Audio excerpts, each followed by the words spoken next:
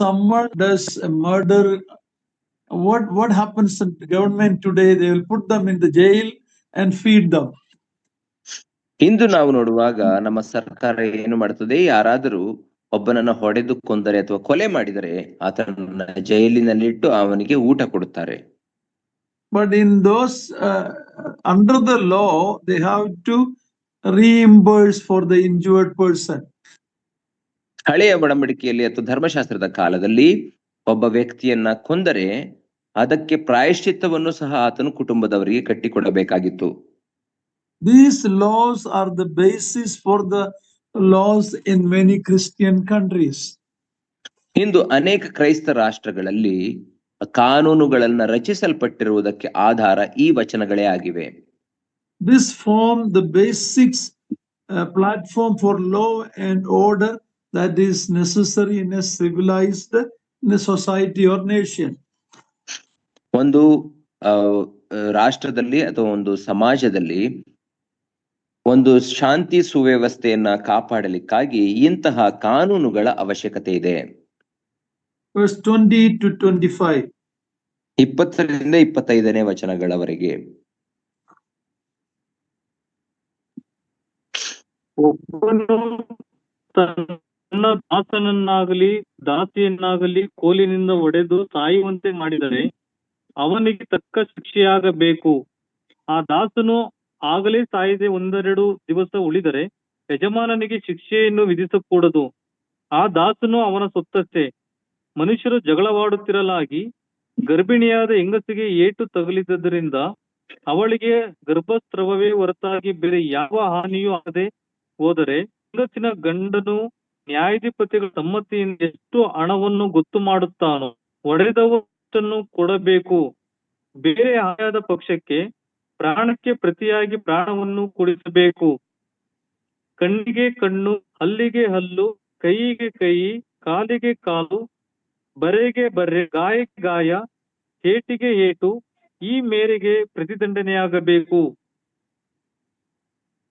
Now, premeditated murder deserved death penalty, but unintentional accidental has protection.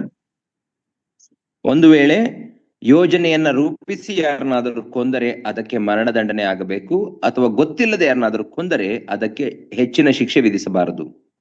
We need to understand what is mean eye for eye or tooth for tooth.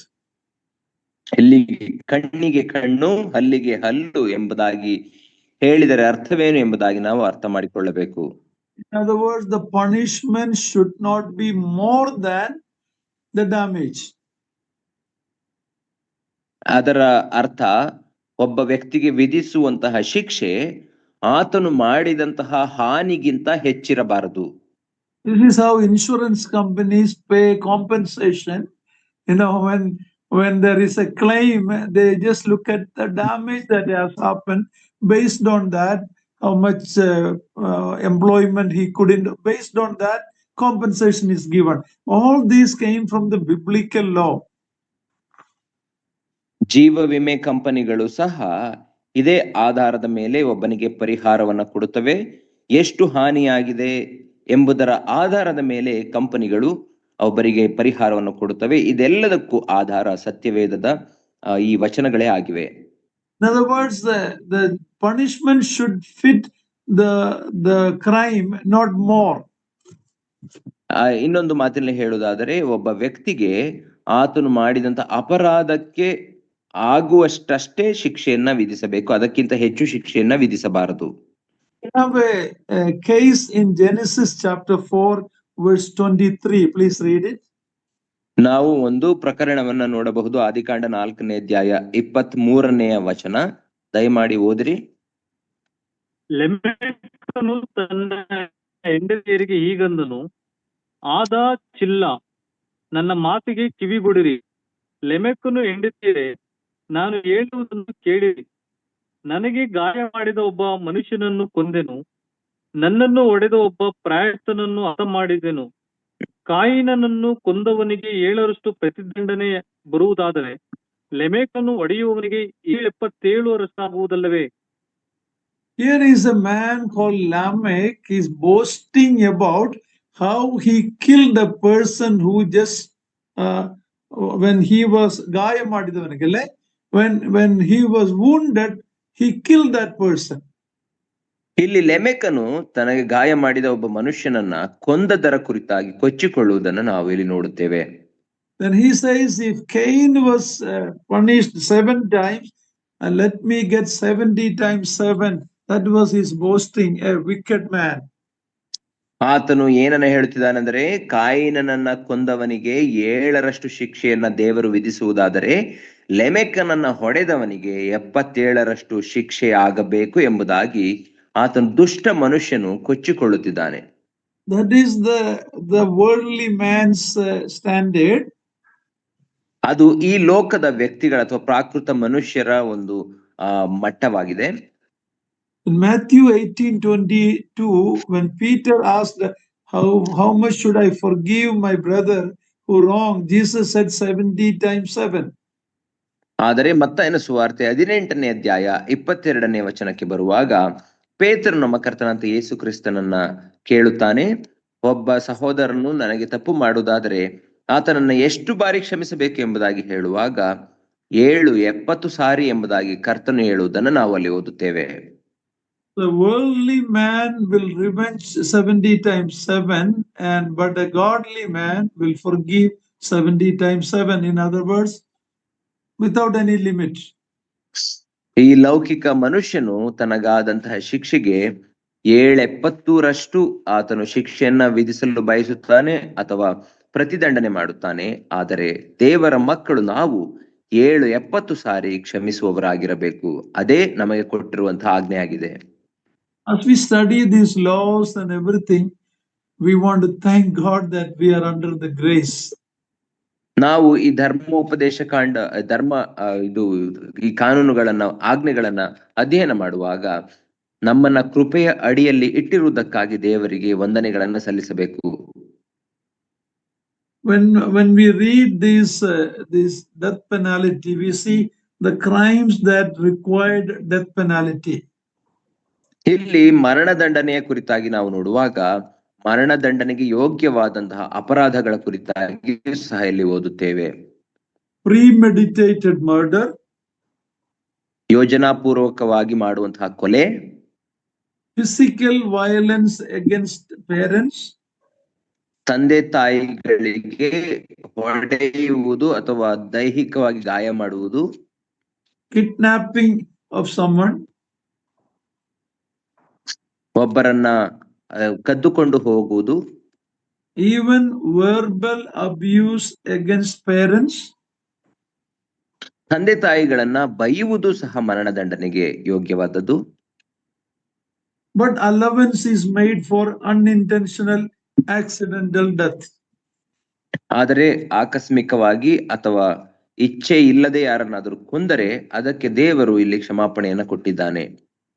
In other words, the sanctity of human life and family are protected. ಇನ್ನೊಂದು ಮಾತಿನಲ್ಲಿ ಹೇಳುವುದಾದರೆ ದೇವರು ಮನುಷ್ಯನ ಜೀವದ ಮತ್ತು ಕುಟುಂಬದ ಪಾವಿತ್ರತೆಯನ್ನ ಕಾಪಾಡಿದ್ದಾನೆ. Parents are protected and the children are controlled. ತಂದೆ ತಾಯಿಗಳನ್ನ ದೇವರು ಸಂರಕ್ಷಿಸಿದ್ದಾನೆ ಮತ್ತು ಮಕ್ಕಳನ್ನ ಆತನು ಆಳುವತನಾಗಿದ್ದಾನೆ. Disrespectfulness to parents deserve death. Can you imagine that? ತಂದೆ ತಾಯಿಗಳಿಗೆ ಅಗೌರವವನ್ನು ಸೂಚಿಸುವುದು ಸಹ ಮರಣದಂಡನೆಗೆ ಯೋಗ್ಯವಾದದ್ದು. ಅದನ್ನು ಊಹಿಸಲು ಸಾಧ್ಯವೇ? Today in the news we hear about children killing their parents. ಇಂದು ನಾವು ನಮ್ಮ ಸುದ್ದಿಗಳಲ್ಲಿ ತಂದೆ ತಾಯಿಗಳನ್ನೇ ಮಕ್ಕಳು ಕೊಲ್ಲುವುದರ ಕುರಿತಾಗಿ ಕೇಳುತ್ತಿದ್ದೇವೆ. In God's plan, God's law, the family has an important place. The sanctity of the family has to be preserved. ದೇವರ ಯೋಜನೆಯಲ್ಲಿ ಮತ್ತು ದೇವರ ಕಾನೂನಿನಲ್ಲಿ ದೇವರ ಕುಟುಂಬಕ್ಕೆ ಮಹತ್ವವನ್ನು ಕೊಟ್ಟಿದ್ದಾನೆ ಮತ್ತು ಕುಟುಂಬದ ಪಾವಿತ್ರತೆಯನ್ನ ಆತನು ಕಾಪಾಡಿದ್ದಾನೆ. So verse up to 27 we saw the punishment should only match the crime done. If I was gone, I should be. It is not telling that we can go and take eyes of everybody or tooth of everybody.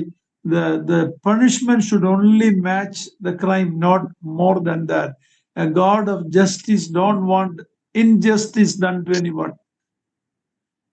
ನಾವು 27ನೇ ವಚನಗಳವರೆಗೆ ನೋಡಿಕೊಂಡೆವು. ಯಾವ ಶಿಕ್ಷೆಗೆ ಯಾವ ಅಪರಾಧಕ್ಕೆ ಯಾವ ಶಿಕ್ಷೆಯನ್ನು ವಿಧಿಸಬೇಕು ಎಂಬುದಾಗಿ. ಕಣ್ಣಿಗೆ ಕಣ್ಣು ಮತ್ತು ಹಲ್ಲಿಗೆ ಹಲ್ಲು ಅಂದರೆ ಕಣ್ಣಿಗೆ ಬದಲಾಗಿ ಕಣ್ಣನ್ನ ತೆಗೆಯುವುದು ಅಥವಾ ಹಲ್ಲಿಗೆ ಬದಲಾಗಿ ಹಲ್ಲನ್ನು ಉದುರಿಸುವುದು ಎಂಬುದಾಗಿ ಅಲ್ಲ. ಬದಲಾಗಿ ಒಂದು ಶಿಕ್ಷೆಗೆ, ಒಂದು ಅಪರಾಧಕ್ಕೆ ಆ ಪ್ರಮಾಣದ ತಕ್ಕಷ್ಟು ಅಷ್ಟೇ ಶಿಕ್ಷೆಯನ್ನ ವಿಧಿಸಬೇಕು. Not more than that. ಅದಕ್ಕಿಂತ ಹೆಚ್ಚು ವಿಧಿಸುವ ಹಾಗಿಲ್ಲ.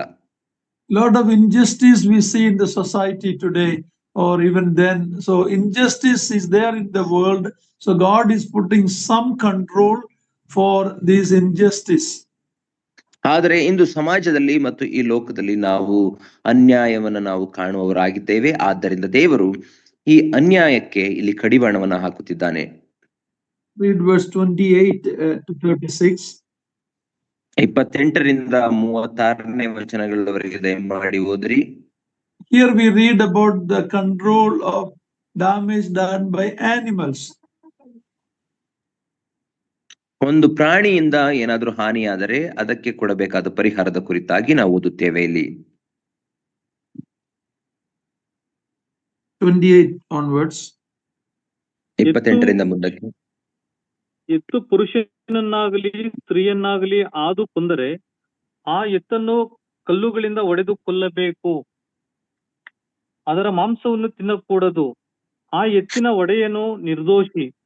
ಆದರೆ ಆ ಎತ್ತು ತತ್ಪೂರ್ವದಲ್ಲಿ ಆಯುವ ಸ್ವಭಾವದಿಂದ ಒಡೆಯನು ಎಚ್ಚರಿಕೆಯನ್ನು ಹೊಂದಿದಾಗ್ಯೂ ಅದನ್ನು ಕಟ್ಟಿ ಹಾಕದೆ ಹೋದದ್ದರಿಂದ ಅದು ಪುರುಷನನ್ನಾಗಲಿ ಸ್ತ್ರೀಯನ್ನಾಗಲಿ ಸಾಯಿಸಿದ್ದಾದರೆ ಆ ಎತ್ತನ್ನು ಕಲ್ಲೆಸೆದು ಕೊಲ್ಲಬೇಕಲ್ಲದೆ ಒಡೆಯನು ಮರಣ ಶಿಕ್ಷೆಗೆ ಗುರಿಯಾಗುವನು. ಆದರೆ ಆ ಒಡೆಯನು ತನ್ನ ಪ್ರಾಣವನ್ನು ಬಿಟ್ಟುಕೊಳ್ಳುವುದಕ್ಕೆ ಹಣವನ್ನು ಈಡಾಗಿ ಕೊಡ ನ್ಯಾಯಾಧಿಪತಿಗಳು ತೀರ್ಮಾನಿಸಿದರೆ ನೇಮಕವಾದ ಹಣವನ್ನು ಅವನು ಕೊಟ್ಟು ತನ್ನ ಪ್ರಾಣವನ್ನು ಉಳಿಸಿಕೊಳ್ಳಬಹುದು. ಆ ಎತ್ತಿನಿಂದ ತಿವಿಸಿಕೊಂಡು ಸತ್ತವನು ಹುಡುಗನಾದರೆ ಅಥವಾ ಹುಡುಗಿಯಾದರೆ ಇದೇ ರೀತಿಯಾಗಿ ನ್ಯಾಯಾಧಿಪತಿಗಳು ತೀರ್ಮಾನಿಸಬೇಕು. ತಿವಿಸಿಕೊಂಡು ಸತ್ತವನು ದಾಸನು ಅಥವಾ ದಾಸಿಯು ಆಗಿದ್ದ ಪಕ್ಷಕ್ಕೆ ಅವರ ಯಜಮಾನನು 30 ರೂಪಾಯಿ ಈಡು ಕೊಡಿಸಬೇಕು ಮತ್ತು ಆ ಎತ್ತನ್ನು ಕಲ್ಲೆಸೆದು ಕೊಲ್ಲಿಸಬೇಕು. ಒಬ್ಬನು ಕುಣಿ ತೆಗೆದದ್ದರಿಂದ ಇಲ್ಲವೇ ಕುಣಿ ಅಗಿದು ಮುಚ್ಚದೆ ಹೋದದ್ದರಿಂದ ಮತ್ತೊಬ್ಬನ ಎತ್ತನ್ನಾಗಲಿ ಕತ್ತೆಯನ್ನಾಗಲಿ ಅದರಲ್ಲಿ ಬಿದ್ದು ಸತ್ತರೆ ಆ ಕುಣಿ ಅಗಿಸಿದವನು ಉಂಟಾದ ನಷ್ಟಕ್ಕೆ ಪ್ರತಿಯಾಗಿ ಈಡು ಕೊಡಬೇಕು. ಆ ದನದ ಒಡೆಯನಿಗೆ ಅದರ ಕ್ರಯವನ್ನು ಕೊಡಬೇಕು. ಸತ್ತ ದನವನ್ನು ತಾನೇ ತೆಗೆದುಕೊಳ್ಳಬಹುದು. ಒಬ್ಬನ ಎತ್ತು ಮತ್ತೊಬ್ಬನ ಎತ್ತನ್ನು ಆದು ಕೊಂದರೆ ಜೀವದಿಂದಿರುವ ಎತ್ತನ್ನು ಮಾರಿ ಅದರ ಕ್ರಯವನ್ನು ಸಮವಾಗಿ ಹಂಚಬೇಕು. ಸತ್ತ ಎತ್ತನ್ನು ಸಮವಾಗಿ ಹಂಚಬೇಕು. ಆದರೆ ಅದಕ್ಕೆ ಮುಂಚಿತವಾಗಿ ಆ ಎತ್ತು ಆಯುವಂತದ್ದೇ ಎಂದು ತಿಳಿದಿದ್ದಾಗ್ಯೂ ಅದರ ಒಡೆಯನು ಅದನ್ನು ಕಟ್ಟಿ ಹಾಕದೆ ಹೋದದ್ದಾದರೆ ಅವನು ಎತ್ತಿಗೆ ಪ್ರತಿಯಾಗಿ ಎತ್ತನ್ನು ಕೊಡಬೇಕು. ಸತ್ತ ಎತ್ತನ್ನು ತಾನೇ ಇಟ್ಟುಕೊಳ್ಳಬಹುದು. Here we read about the responsibilities of a person. So Israelites had animals, it was an agriculture and animal society. They had animals. So how the responsibility was described here. ಇಲ್ಲಿ ನಾವು ನೋಡುವಾಗ ಪ್ರಾಣಿಗಳನ್ನ ಸಾಕುವವರ ವಿಷಯದಲ್ಲಿ ಅವರಿಗಿರುವಂತಹ ಜವಾಬ್ದಾರಿಯ ವಿಷಯದಲ್ಲಿ ನಾವು ನೋಡುತ್ತೇವೆ. ಇಸ್ರಾಯೇಲರು ಕೃಷಿಕರು ಮತ್ತು ಹಸುಗಳನ್ನ ಸಾಕುವವರಾಗಿದ್ದರು.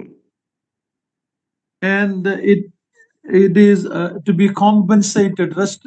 Restitution need to be done. ಒಂದು ಎತ್ತು ಯಾರನ್ನಾದರೂ ಕೊಂದರೆ ಅದಕ್ಕೆ ಬದಲಾಗಿ ಪರಿಹಾರವನ್ನ ಕೊಡಿಸಬೇಕಾಗಿತ್ತು. But if that ox had the habit of doing it, the master knew it and didn't control it or tie it, then he deserved death punishment. ಒಂದು ವೇಳೆ ಯಜಮಾನನಿಗೆ ತನ್ನ ಎತ್ತು ಆಯುವಂತದ್ದೇ ಎಂಬುದಾಗಿ ಗೊತ್ತಿದ್ದರೂ ಸಹ ಅದನ್ನ ಕಟ್ಟದೇ ಹೋಗಿ ಅದು ಯಾರನ್ನಾದ್ರೂ ಕೊಂದರೆ ಆಗ ಯಜಮಾನನನ್ನು ಸಹ ಕೊಲ್ಲಬೇಕಾಗಿತ್ತು. But he can pay the compensation the family required and get out from that murder death penalty. ಆದರೆ ಎಂತಹ ಯಜಮಾನನು ಆ ಪ್ರಾಯಶ್ಚಿತ್ತ ಹಣವನ್ನ ಕೊಟ್ಟು ಆ ಕುಟುಂಬಕ್ಕೆ ತನ್ನ ಪ್ರಾಣವನ್ನ ಆತನು ಬಿಡಿಸಿಕೊಳ್ಳಬಹುದಿತ್ತು. And verse 32 says, an ox goes, a male or female, he shall go to his master, give 30 shekels of silver, and the ox shall be stoned. Verse 32. 32ನೇ ವಚನದಲ್ಲಿ ನಾವು ನೋಡುವಾಗ, ಒಂದು ಎತ್ತು ಅಥವಾ ಎಮ್ಮೆ ಒಬ್ಬ ದಾಸನನ್ನ ಅಥವಾ ದಾಸಿಯನ್ನ ತಿವಿದು ಕೊಂದರೆ ಆ ಯಜಮಾನನಿಗೆ 30 ರೂಪಾಯಿಗಳನ್ನ ಅಥವಾ 30 ಚಿನ್ನದ ನಾಣ್ಯಗಳ ಇದು ಬೆಳ್ಳಿಯ ನಾಣ್ಯಗಳನ್ನ ಕೊಡಬೇಕಾಗಿತ್ತು ಎಂಬುದಾಗಿ ಅಲ್ಲಿ ನಾವು ಓದುತ್ತೇವೆ. That is the value of a slave. ಒಬ್ಬ ದಾಸನಿಗೆ ಇದ್ದಂತಹ ಬೆಲೆ ಅದಾಗಿತ್ತು. You remember that 30 piece of silver? ಒಬ್ಬ ಯೇಸು ಕ್ರಿಸ್ತನ 30 ಚಿನ್ನದ ನಾಣ್ಯ ಬೆಳ್ಳಿಯ ನಾಣ್ಯಗಳ ಕುರಿತಾಗಿ ನಿಮಗೆ ಗೊತ್ತುಂಟಲ್ವಾ? That is what Judas Iscariot valued the Lord Jesus Christ, a slave's value. ಅದನ್ನೇ ಇಸ್ಕರಿಯೋತ ಯೂದನು ಯೇಸು ಸ್ವಾಮಿಯ ಜೀವಕ್ಕೆ ಬೆಲೆ ಕಟ್ಟಿದನು, ಒಬ್ಬ ದಾಸನಿಗೆ ಕೊಡಬೇಕಾದ ಬೆಲೆ. So restitution, paying for the damage, or if it is carelessness and purposely, then death is what is required. ಆದಂತಹ ಹಾನಿಗೆ ಪರಿಹಾರವನ್ನ ಕಟ್ಟಿಕೊಡಬೇಕಾಗಿತ್ತು ಮತ್ತು ಪರಿಹಾರವನ್ನು ಭರಿಸಬೇಕು. ಒಂದು ವೇಳೆ ಅದು ಬೇಕಂತಲೇ ಆಗಿರುವುದಾದರೆ ಆ ಪ್ರಾಣಕ್ಕೆ ಬದಲಾಗಿ ಪ್ರಾಣವನ್ನು ತೆಗೆಯಬೇಕಾಗಿತ್ತು. Even a pit that was left open that damaged somebody, there is restitution to be done. ಒಂದು ವೇಳೆ ಒಂದು ಗುಂಡಿಯನ್ನ ಅಗೆದು ಅದನ್ನ ಮುಚ್ಚದೆ ಹೋದರೆ, ಅದರಿಂದ ಯಾರಿಗಾದ್ರೂ ಹಾನಿ ಆದರೆ ಅದಕ್ಕೂ ಸಹ ಪರಿಹಾರವನ್ನ ಕೊಡಬೇಕಾಗಿತ್ತು. Living under the law, it is not like living under the grace today. ಧರ್ಮಶಾಸ್ತ್ರದ ಅಡಿಯಲ್ಲಿ ಜೀವಿಸುವಂತದ್ದು ಇಂದು ನಾವು ಕೃಪೆಯ ಅಡಿಯಲ್ಲಿ ಜೀವಿಸುವುದಕ್ಕೆ ಸಮಾನವಾಗಿರಲಿಲ್ಲ. We are not under the law, but we should not be lawless people. ನಾವು ಧರ್ಮಶಾಸ್ತ್ರಕ್ಕೆ ಅಧೀನರಲ್ಲ ಎಂಬ ಕಾರಣಕ್ಕೆ ನಾವು ಅನ್ಯಾಯವಾಗಿ ಅಥವಾ ಕಾನೂನನ್ನ ಉಲ್ಲಂಘಿಸಬಾರದು. Yeah, we thank God that we are not under the law. ನಾವು ದೇವರಿಗೆ ವಂದನೆಗಳನ್ನ ಸಲ್ಲಿಸಬೇಕು, ಯಾಕಂದ್ರೆ ನಾವು ಧರ್ಮಶಾಸ್ತ್ರಕ್ಕೆ ಅಧೀನರಲ್ಲ. But we should have the law of God. We should love the law of God. ಆದರೆ ದೇವರ ಆಜ್ಞೆಗಳನ್ನ, ದೇವರ ನಿಯಮಗಳನ್ನ ನಾವು ಪ್ರೀತಿಸಬೇಕು, ಅವುಗಳನ್ನ ಕೈಕೊಂಡು ನಡೆಯಬೇಕು. God's law protects us, our family and our society. ದೇವರ ಆಜ್ಞೆಗಳು, ಆತನ ನಿಯಮಗಳು, ಕಾನೂನು ನಮ್ಮನ್ನ, ನಮ್ಮ ಕುಟುಂಬವನ್ನ, ನಮ್ಮ ಸಮಾಜವನ್ನ ರಕ್ಷಿಸುವಂತವುಗಳಾಗಿವೆ. But the problem with the law, as we saw, that we being sinners, we are not able to keep the law. ನಾವು ಈಗ ತಾನೇ ನೋಡಿಕೊಂಡ ಹಾಗೆ ಧರ್ಮಶಾಸ್ತ್ರದ ಸಮಸ್ಯೆ ಏನೆಂದರೆ, ಪಾಪಿಗಳಾದಂತಹ ನಾವು ಧರ್ಮಶಾಸ್ತ್ರವನ್ನು ಕೈಕೊಂಡು ನಡೆಯಲು ಸಾಧ್ಯವಿಲ್ಲ. That is why the Lord Jesus Christ came under the law, and he fulfilled the law and set us free from the curse of the law. ಆದ್ದರಿಂದಲೇ ನಮ್ಮ ಕರ್ತನಾಂತ ಯೇಸು ಕ್ರಿಸ್ತನು ಬಂದನು, ಧರ್ಮಶಾಸ್ತ್ರವನ್ನ ಪರಿಪೂರ್ಣವಾಗಿ ನೆರವೇರಿಸಿದನು, ನಮ್ಮನ್ನ ಧರ್ಮಶಾಸ್ತ್ರದ ಶಾಪಗಳಿಂದ, ಶಿಕ್ಷೆಗಳಿಂದ ಬಿಡುಗಡೆ ಮಾಡಿದನು. There is something in earlier verses about a damage happened to a baby, a fetus in the womb of a woman, or how that has to be treated. ಇದಕ್ಕಿಂತ ಹಿಂದೆ ಯಾರಾದರೂ ಗರ್ಭಿಣಿ ಸ್ತ್ರೀಗೆ ತೊಂದರೆ ಆದರೆ ಅಥವಾ ಆಕೆ ಗರ್ಭಸ್ರಾವವಾದರೆ ಆಕೆಗೆ ಮಾಡಬೇಕಾದ ಪರಿಹಾರದ ಕುರಿತಾಗಿ ಈ ಹಿಂದೆ ನೋಡಿಕೊಂಡೆವು. It also shows that a fetus in the womb is a human life. ಇದರ ಅರ್ಥವೇನೆಂದರೆ, ಗರ್ಭಾವಸ್ಥೆಯಲ್ಲಿ ಇರುವಂತಹ ಆ ಭ್ರೂಣವು ಕೂಡ ಅಥವಾ ಮಗುವು ಕೂಡ ಅದು ಪ್ರಾಣ ಹತ್ಯೆ ಅಥವಾ ಮನುಷ್ಯ ಜೀವವೇ ಆಗಿದೆ. That is not accepted by many governments today. They think that it is only a fetus. It is not a human being, but God gives value to a fetus from the conception onwards. A fetus is actually a child, a human being. ಆದರೆ ಇಂದು ಸಮಾಜದಲ್ಲಿ ಮತ್ತು ಅನೇಕ ಸರ್ಕಾರಗಳು ಒಂದು ಭ್ರೂಣವನ್ನ ಮನುಷ್ಯ ಜೀವ ಎಂಬುದಾಗಿ ಎಣಿಸುವುದಿಲ್ಲ, ಕೇವಲ ಅದು ಭ್ರೂಣವಷ್ಟೇ ಎಂಬುದಾಗಿ ನೆನೆಸುತ್ತಾರೆ. ಆದರೆ ದೇವರ ದೃಷ್ಟಿಯಲ್ಲಿ ಗರ್ಭಾವಸ್ಥೆಯಲ್ಲಿರುವಂತಹ ಮಗುವು ಕೂಡ ಅದು ಮನುಷ್ಯ ಜೀವವೇ ಆಗಿದೆ. So abortion is nothing but murder unless it involves the life of the mother or any major medical reason. Abortion is nothing but murder, and most of the countries today, especially the Western countries, don't value that, and human life has no value even in the womb. ಆದ್ದರಿಂದ ಭ್ರೂಣ ಹತ್ಯೆ ಮಾಡುವಂಥದ್ದು ಅಥವಾ abortion ಮಾಡುವಂಥದ್ದು ದೇವರ ದೃಷ್ಟಿಯಲ್ಲಿ ಅದು ಪಾಪವೇ ಆಗಿದೆ, ಜೀವಹತ್ಯೆ ಆಗಿದೆ. ಆದರೆ ತಾಯಿಯ ಜೀವಕ್ಕೆ ಅಪಾಯವಾಗುತ್ತದೆ ಅಥವಾ ಯಾವುದಾದರೂ ಮೆಡಿಕಲ್ ಎಮರ್ಜೆನ್ಸಿ ವೈದ್ಯಕೀಯ ತುರ್ತು ಪರಿಸ್ಥಿತಿಯಲ್ಲಿ ಮಾತ್ರ ಆ ಭ್ರೂಣ ಹತ್ಯೆ ಮಾಡಲಿಕ್ಕೆ ಅವಕಾಶ ಉಂಟು. ಆದರೆ ಇಂದು ಅನೇಕ ಪಾಶ್ಚಿಮಾತ್ಯ ದೇಶಗಳಲ್ಲಿ ಮತ್ತು ನಮ್ಮ ದೇಶದಲ್ಲಿ ಸಹ ಭ್ರೂಣ ಹತ್ಯೆ ಮಾಡುವುದನ್ನು ನಾವು ನೋಡುತ್ತೇವೆ. For convenience, for not liking a girl child, or for financial reason, you know how many millions are killed in the womb? ಅವರ ಅನುಕೂಲಕ್ಕಾಗಿ ಅಥವಾ ಹೆಣ್ಣು ಮಗು ಇಷ್ಟವಿಲ್ಲ ಎಂಬ ಕಾರಣಕ್ಕಾಗಿ ಅಥವಾ ಆರ್ಥಿಕ ಸಮಸ್ಯೆಯ ಕಾರಣದಿಂದಾಗಿ ಎಷ್ಟು ಲಕ್ಷ ಮಕ್ಕಳುಗಳನ್ನ ಗರ್ಭಾವಸ್ಥೆಯಲ್ಲೇ ಕೊಲ್ಲುತ್ತಿದ್ದಾರೆ ನಿಮಗೆ ಗೊತ್ತಿದೆಯಲ್ವೇ? So a just God values life, values family, values the life in the society. So under the law, these legislations were allowed. ಆದರೆ ನಮ್ಮ ದೇವರು ಆತನು ನ್ಯಾಯಾಧಿಪತಿಯಾಗಿರೋ ಕಾರಣ ಆತನು ಭ್ರೂಣ ಹತ್ಯೆಯನ್ನಾಗಲಿ ಅಥವಾ ಗರ್ಭಸ್ರಾವವನ್ನಾಗಲಿ ಆತನು ಸಹಿಸುವುದಿಲ್ಲ. ಇದಕ್ಕೂ ಸಹ ಧರ್ಮಶಾಸ್ತ್ರದ ಅಡಿಯಲ್ಲಿ ಶಿಕ್ಷೆಯನ್ನ ವಿಧಿಸಬೇಕಾಗಿತ್ತು. So how slavery, even though it is it's evil, it is a fact in the world that we live in. ಆದ್ದರಿಂದ ದಾಸತ್ವ ಅಥವಾ ಗುಲಾಮತನವೆಂಬಂಥದ್ದು ಅದು ಪಾಪವಾಗಿದ್ದರೂ ಸಹ ನಾವು ಜೀವಿಸುತ್ತಿರುವಂತಹ ಈ ಲೋಕದಲ್ಲಿ ಗುಲಾಮತ್ವ ಇನ್ನೂ ಜೀವಂತವಾಗಿದೆ. All these are there in the society because we are living in a sinful world. ಇದೆಲ್ಲವೂ ಇನ್ನು ನಮ್ಮ ಸಮಾಜದಲ್ಲಿ ಜೀವಂತವಾಗಿದೆ, ಯಾಕಂದರೆ ನಾವು ಜೀವಿಸುತ್ತಿರುವಂತದ್ದು ಪಾಪಮಯವಾದಂತಹ ಲೋಕದಲ್ಲಿ. Knowing that, God has put this legislation. ಅದನ್ನೆಲ್ಲ ತಿಳಿದಂತಹ ದೇವರು ಈ ಆಜ್ಞೆಗಳನ್ನ ವಿಧಿಸಿದ್ದಾನೆ. Even though that is not his perfect will. ಆದರೆ ದೇವರ ಚಿತ್ತ ಉದ್ದೇಶ ಅದಿಲ್ಲ ಆಗಿದ್ದರೂ ಸಹ, ಪರಿಪೂರ್ಣ ಚಿತ್ತವಾಗದೇ ಇದ್ದರು, even though it is not his perfect will, it's a reality in a sinful world. ಅದು ಆತನ ಪರಿಪೂರ್ಣ ಚಿತ್ತವಲ್ಲದೆ ಇದ್ದರೂ ಸಹ ನಾವು ಜೀವಿಸುವಂತಹ ಲೋಕದಲ್ಲಿ ಅದು ಸತ್ಯವಾಗಿದೆ. A day will come when the Lord Jesus will rule this world for 1,000 years, where he will rule with justice. ಒಂದು ದಿನವು ಬರುತ್ತದೆ, ಆ ದಿನದಲ್ಲಿ ನಮ್ಮ ಕರ್ತನಂತ ಯೇಸು ಕ್ರಿಸ್ತನು 1,000 ವರ್ಷಗಳ ಆಳ್ವಿಕೆಯನ್ನು ಭೂಮಿಯ ಮೇಲೆ ಮಾಡುತ್ತಾನೆ. ಆಗ ಮಾತ್ರ ನ್ಯಾಯವು ನೆಲೆಸುವಂತದನ್ನ ನಾವು ನೋಡುತ್ತೇವೆ. So this chapter talks about the servant, a slave willing to be a lifelong slave for the master because he loves his master. ಆದ್ದರಿಂದ ಈ 21ನೇ ಅಧ್ಯಾಯವು ಇಚ್ಛಾಪೂರ್ವಕವಾಗಿ ತನ್ನ ಯಜಮಾನನಿಗೆ ತನ್ನನ್ನ ದಾಸನನ್ನಾಗಿ ಒಪ್ಪಿಸಿಕೊಂಡಂತಹ ದಾಸನ ಕುರಿತಾಗಿ ಮಾತನಾಡುತ್ತದೆ. ಯಾಕಂದರೆ ಆ ಯಜಮಾನನು ಆತನನ್ನ ಅಷ್ಟು ಪ್ರೀತಿ ಮಾಡಿದ್ದನು. No, he loves the master. ಆತನು ಆ ದಾಸನು ತನ್ನ ಯಜಮಾನನನ್ನ ಅಷ್ಟು ಪ್ರೀತಿ ಮಾಡುತ್ತಾನೆ. Beautiful picture of our Lord Jesus Christ. ನಮ್ಮ ಕರ್ತನಾದ ಯೇಸು ಕ್ರಿಸ್ತನ ಸುಂದರ ಚಿತ್ರಣ ಇದಾಗಿದೆ. He came to become a slave to deliver us from slavery. ನನ್ನನ್ನು ನಿಮ್ಮನ್ನ ದಾಸತ್ವದಿಂದ ಬಿಡುಗಡೆ ಮಾಡಲಿಕ್ಕಾಗಿ ಆತನು ದಾಸನಾಗಿ ಈ ಲೋಕಕ್ಕೆ ಬಂದನು.